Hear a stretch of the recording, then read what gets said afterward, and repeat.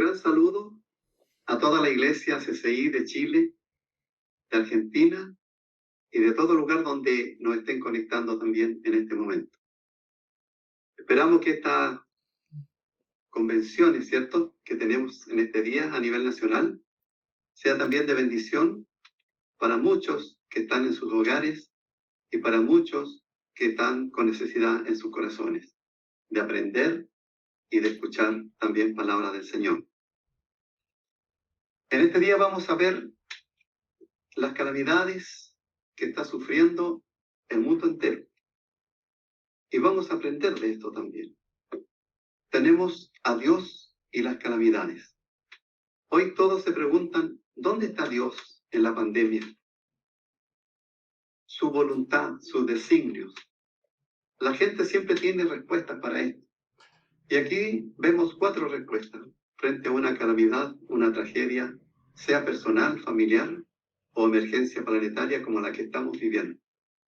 Por lo general se dan 4 respuestas.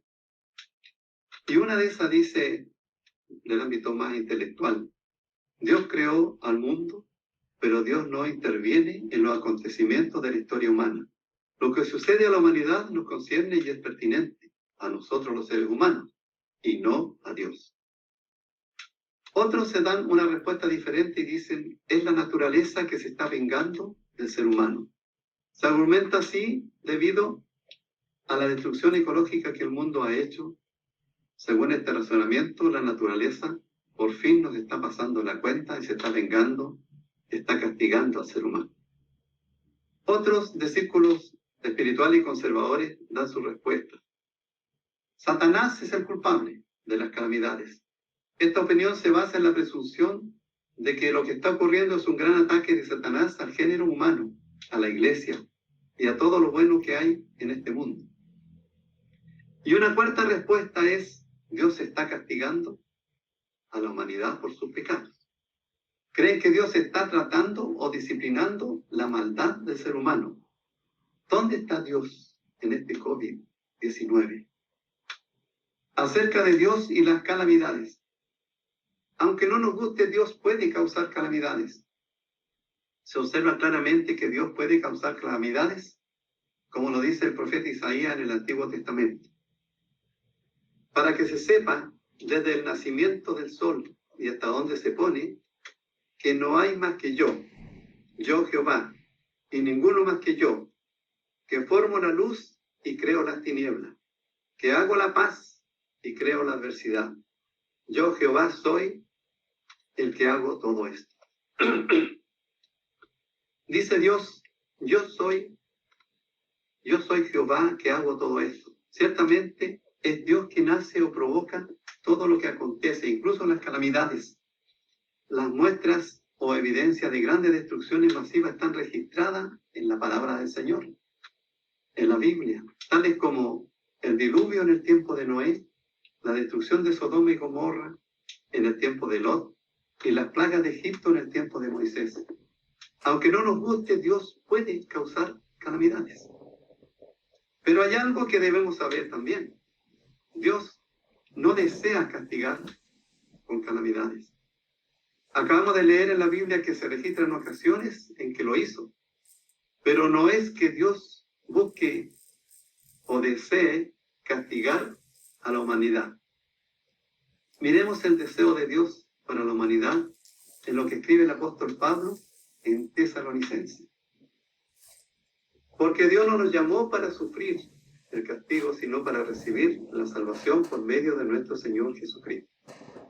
Él murió por nosotros para que ya sea en la vida o en la muerte, vivamos junto con Él. Aún así, cuando se dan estas calamidades, estas no desacreditan a Dios. En el libro de Job, que es un libro escrito en el contexto de calamidades, Job perdió todo, perdió sus hijos, perdió sus bienes. Leemos también que Dios le dio autorización a Satanás para tocar a Job en áreas sensibles, porque Satanás tenía la teoría de que con pruebas de tal magnitud iba a maldecir a Dios, cosa que Job nunca hizo.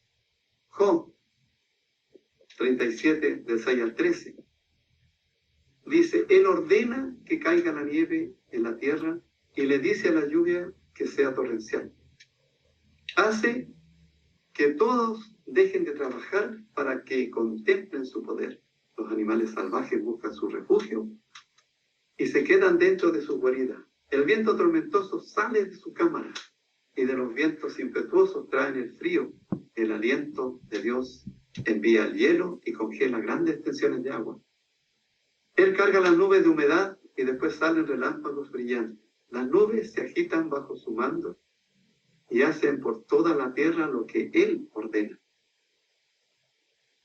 Él hace que estas cosas sucedan para castigar a las personas o para mostrarles su amor inagotable.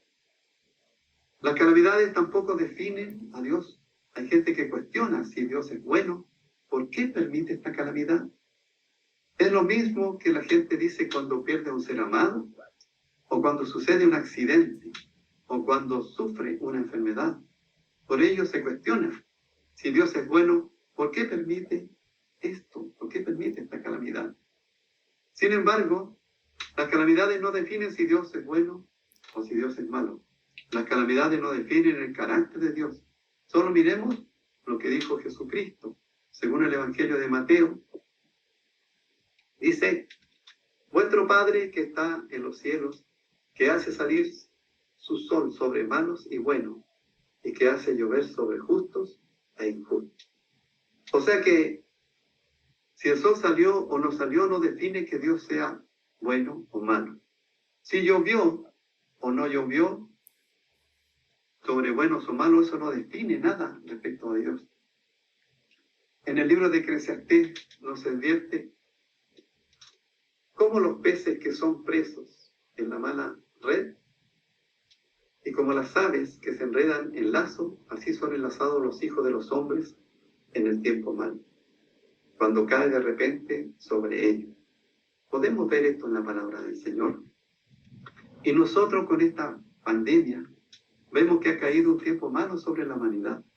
Las iglesias están cerradas, la vida no es lo que conocíamos. Y ¿qué vamos a hacer nosotros los cristianos? Atención a esto.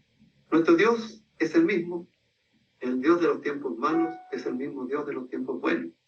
Y viceversa, el Dios de los tiempos buenos que hemos tenido hasta ahora será el mismo Dios para nosotros en los tiempos malos. Igual nos va a proveer, igual nos va a sanar, igual nos va a proteger. Dios va a hacer lo mismo con nosotros si confiamos en Él en este tiempo malo. Las calamidades tampoco toman a Dios por sorpresa.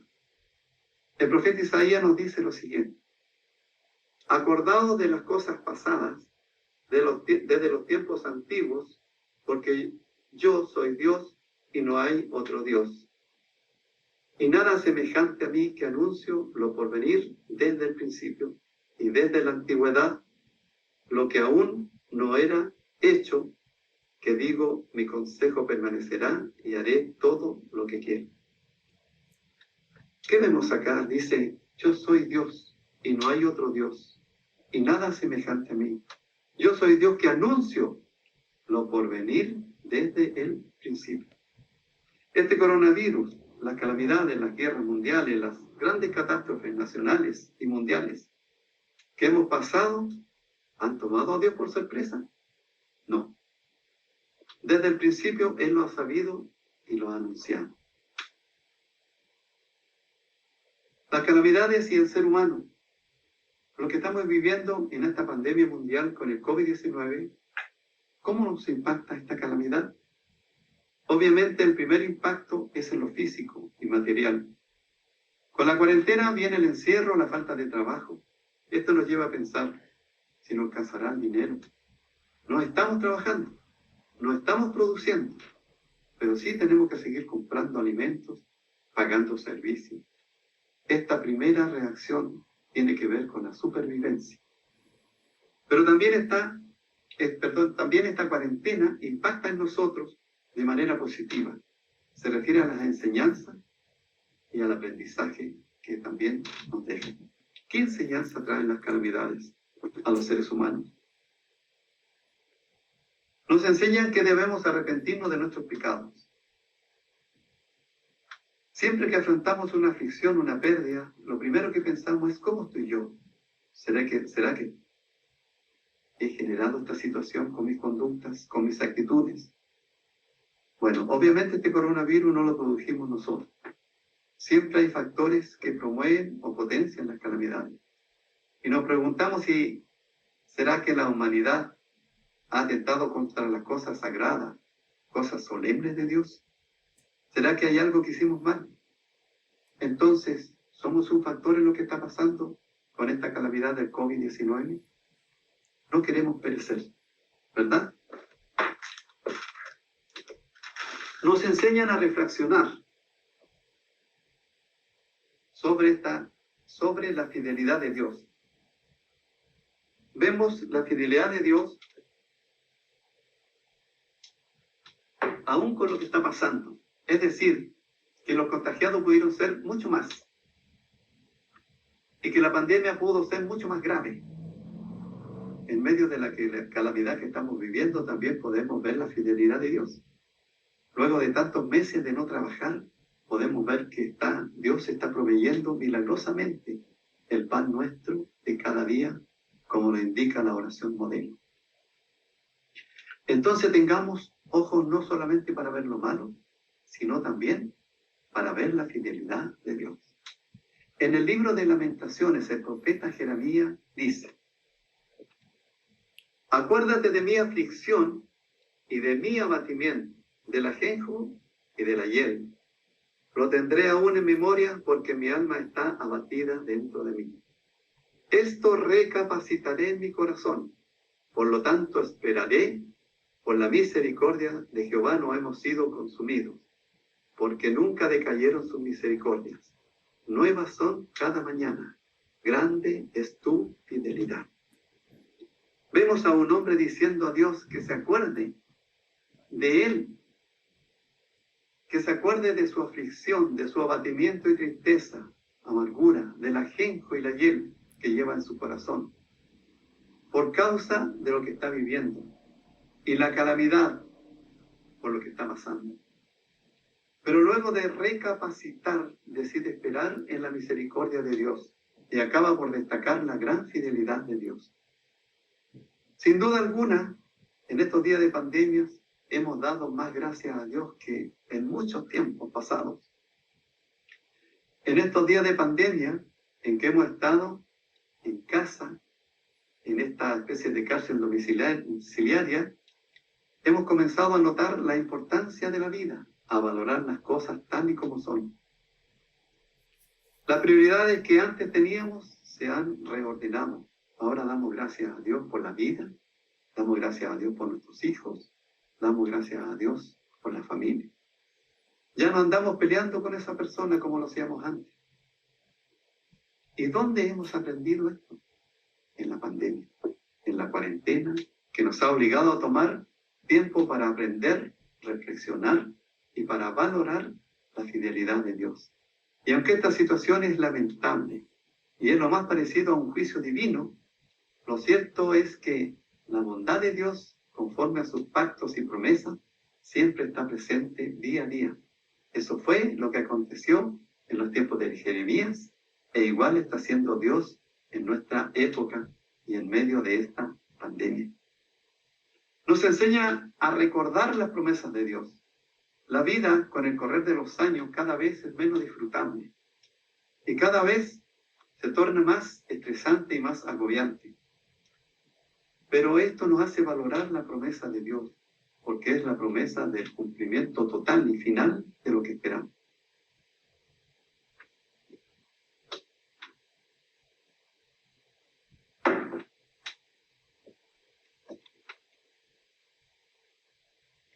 La promesa del cumplimiento total y final de lo que esperamos. Aquellos que creemos en Dios y en su palabra, la leemos en el libro de Apocalipsis según el apóstol Juan. Dice: y oí una gran voz del cielo que decía: he aquí el tabernáculo de Dios con los hombres, y él morará con ellos. Y ellos serán su pueblo, y Dios mismo estará con ellos como su Dios. Enjugará Dios toda lágrima de los ojos de ellos, y ya no habrá muerte, ni habrá más llanto, ni clamor, ni dolor, porque las primeras cosas pasaron. Y el que estaba sentado en el trono dijo, he aquí yo hago nuevas todas las cosas. Y me dijo, escribe, porque estas palabras son fieles y verdaderas. Esta es la promesa de los cielos nuevos y la tierra nueva, donde impera la justicia, donde reina la bondad. No habrá muerte, no habrá enfermedad, no habrá guerra, no habrán armas, no habrá pandemia. Cuarentena, cosas que se pierden y cosas que se ganan. Sin duda alguna hay cosas que hemos perdido en esta cuarentena, pero también hay cosas que hemos ganado. Si bien es cierto que de la cuarentena mundial es absolutamente nuevo, inédito, desconocido como experiencia, también es cierto que nos ha dado la oportunidad de que las cosas que quizás antes estaban perdidas en nuestra vida y de nuestra lista de prioridades hayan resurgido, y aparte de esas, Dios también ha traído cosas nuevas. ¿Qué cosas se han perdido en esta cuarentena? ¿Qué ha perdido usted en esta cuarentena? Se ha perdido la libertad de movimiento. ¿Qué quiere decir esto? ¿Que uno ya no puede ir donde quiere? La libertad de movimiento ha sido fuertemente restringida y solo puede movilizarse ciertos días, a ciertas horas y en determinados lugares. Hemos perdido la libertad de movimiento. Se ha perdido la libertad de las actividades que desarrollamos antes. Intereses particulares de cada uno, como hacer ejercicio físico, corriendo por el parque del vecindario. Hemos perdido la libertad de acción porque ahora esas actividades tienen limitaciones. Ya no podemos hacer todo lo que queremos en el tiempo ni a la manera en que lo deseamos. Se han perdido las rutinas y hábitos construidos por años. Hemos perdido muchas rutinas y hábitos que habíamos venido construyendo a lo largo de los años. Hemos tenido que organizar nuestra vida de otro modo, que hacer ajustes en nuestro día a día, ajustes en nuestra agenda diaria, ajustes en nuestras prioridades. Por ejemplo, incluir la oración, ahora quizás con mayor urgencia, porque de pronto, ahora la oración tiene una prioridad más alta. Ha adquirido relevancia, porque hemos descubierto que la oración es la supervivencia. Porque la supervivencia no solo es ponerse una mascarilla, o lavarse las manos con agua y jabón, o usar alcohol gel. Ahora sabemos que la oración también nos puede proteger. Se ha perdido la interacción social. Ahora todos estamos sujetos a este distanciamiento social que es básico también para no contagiarnos. Este distanciamiento social significa que ya no podemos ver a quienes queremos. Ya no podemos visitarles, ni pedirles que nos visiten. Ya no podemos interactuar de manera presencial con ellos. ¿Qué cosas se han ganado en esta cuarentena? ¿Qué cosas hemos ganado? ¿O estamos ganando en Dios? Está la grata sensación de que cuando volvamos a reunirnos en la iglesia, luego de esta cuarentena, vamos a ir pulidos, vamos a ir afinados en Dios, más humildes, más dependientes de Dios, valorando más el poder congregarnos, valorando más a nuestros pastores, nuestros obispos, las relaciones fraternales con los creyentes, valorando el tiempo invertido en ir a la iglesia y en nuestras actividades al servicio que le damos al Señor. Esta cuarentena nos está mejorando en muchos aspectos. ¿Qué hemos ganado en esta cuarentena? Hemos ganado la conciencia de la necesidad de Dios y de volver a sus caminos. Hasta que le servimos y amamos a Dios. Hemos hecho un reencuentro con Él. Ha sido un tiempo renovado de un nuevo pacto con Él. Hemos logrado revisar nuestra vida, porque este confinamiento nos ha permitido hacerlo. Hemos revisado nuestra vida para presentarle a Dios todo aquello que luce mal en nosotros. Esto evidencia la conciencia que hemos adquirido durante este confinamiento. Conciencia de la necesidad que tenemos de Dios, de la necesidad de volver a sus caminos. La conciencia de vivir en el temor a Dios. Sin duda alguna, una pandemia nos hace preguntarnos si Dios está castigando a la humanidad, si está tratando de disciplinar o disciplinando a la iglesia. Todos se lo preguntan. No se necesita ser un religioso ni un supersticioso para preguntarlo. Lo leemos en la Biblia.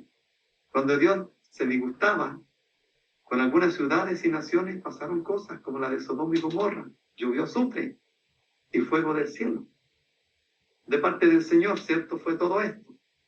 O como la ocasión en que el Señor mandó a Jonás como última acción para que los de Nínive se arrepintieran y no fueran destruidos. La conciencia de que todo tiene fin.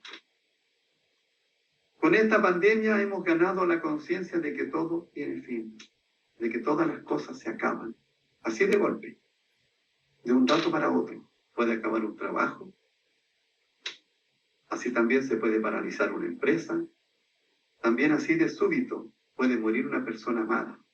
Todo tiene fin, todo se acaba. En esta pandemia nos está mostrando precisamente que todo tiene fin. La libertad tuvo fin, las facilidades tuvieron fin, las comodidades tuvieron fin, los lujos de esta vida tuvieron fin. Entonces hemos ganado la conciencia de que todo se termina. Y esto nos hace buscar al que no tiene fin, Dios, el Dios eterno cuyas promesas no tienen fin. La conciencia de la fragilidad humana. Los humanos somos frágiles criaturas. Un pequeño virus puso de rodillas a las naciones más poderosas del planeta. Ya no se trata de ser rico o pobre. Esto golpea a todo nivel económico y social. Muere el pobre, muere el rico. Tiene miedo al pobre, tiene miedo al rico. Todo esto evidencia la fragilidad humana. La gente puede morir en cualquier escenario en que se encuentre. Con la pandemia hemos tomado conciencia de esta fragilidad humana.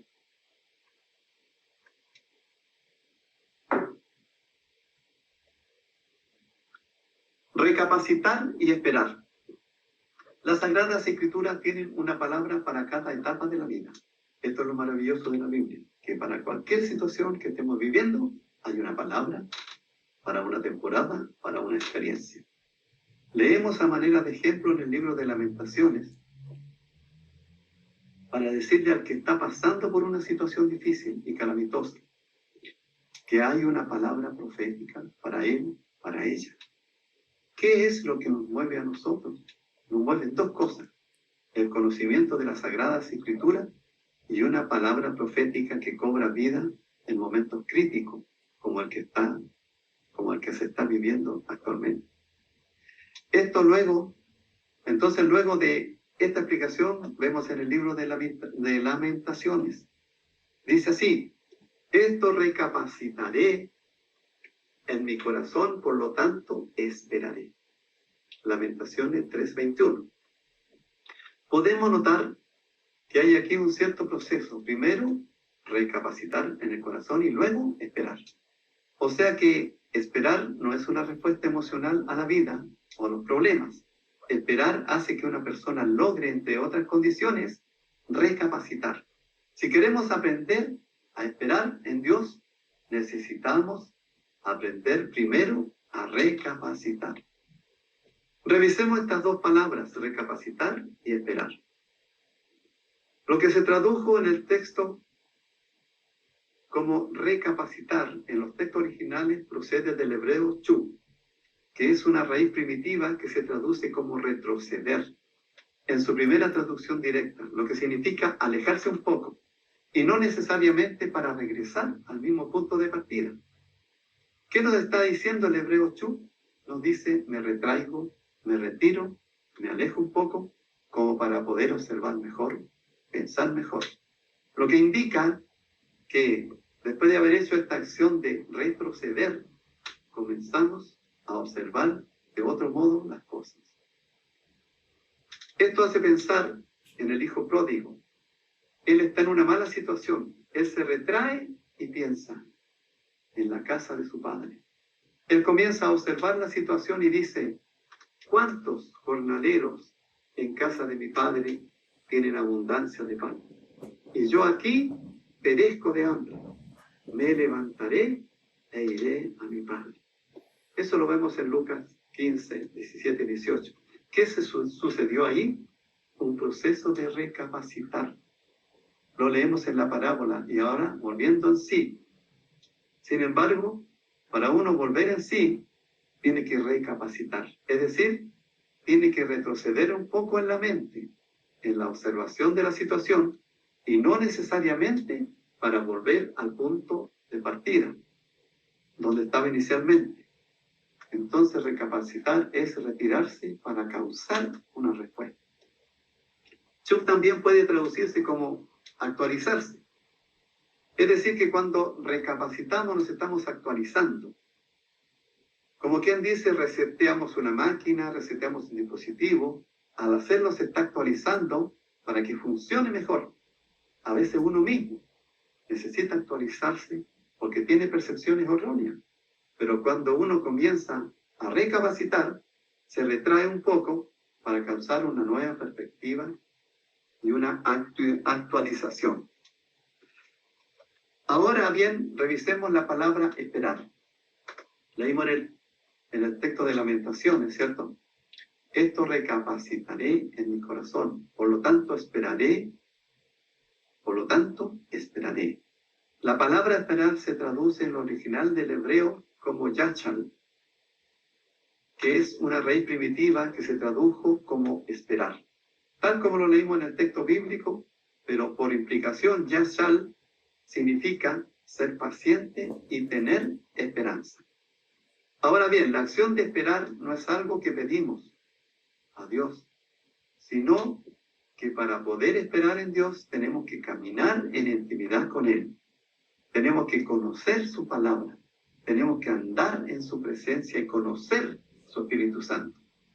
Cuando estamos esperando en Dios, entonces no somos consumidos por el miedo, ni por el enojo, ni por la angustia, sino que tenemos esperanza. Debemos esperar, debemos aceptar que somos promotores de la esperanza, que podemos construir y causar esperanza.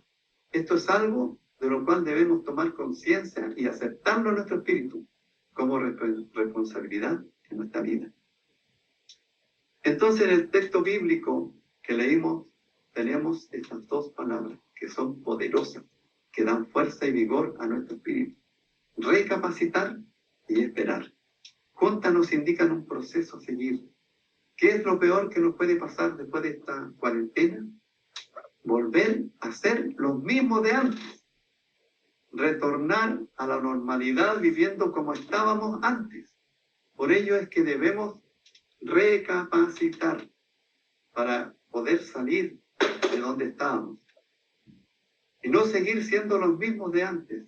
Así que tenemos que retraernos un poco y quizás por eso es que Dios nos tiene en este cierto encierro para poder causar otra manera de ver y sentir las cosas y para causar y tener esperanza. Dios les bendiga, el Señor es nuestro amparo y fortaleza y nuestra ayuda inmediata. Él sabe de qué tenemos necesidad y tiene el control de todo lo que estamos viviendo. Por lo tanto, nuestra fe es seguir esperando en Él y perseverar hasta el fin. Y un día llegará ese momento en que Él nos venga a buscar y nos lleve a esas moradas celestiales, donde no habrá pandemia, no habrá llanto, no habrá dolor, no habrá traición ni angustia, sino que todo será alabanza, adoración y a nuestro Dios y gozo, y ese gozo eterno que el Señor nos dará para siempre. A Él sea toda honra y a Él sea toda gloria. En esta conferencia, en esta convención de este año 2020, gócese con el Señor y siga adorándole por siempre. Amén.